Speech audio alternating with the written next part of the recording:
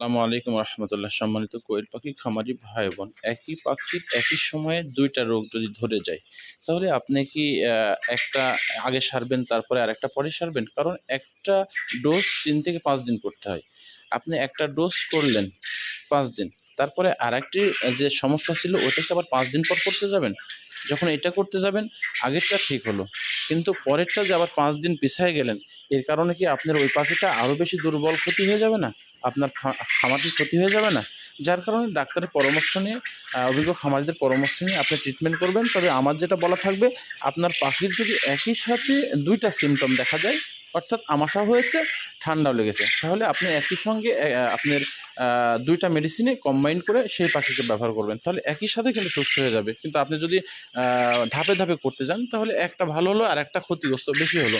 যার জন্য আপনারা একই সাথে করবেন, এতে সমস্যা হবে না। তারপরে ডাক্তারের সাথে পরামর্শ করে মেডিসিন ব্যবহার করবেন। আসসালামু আলাইকুম।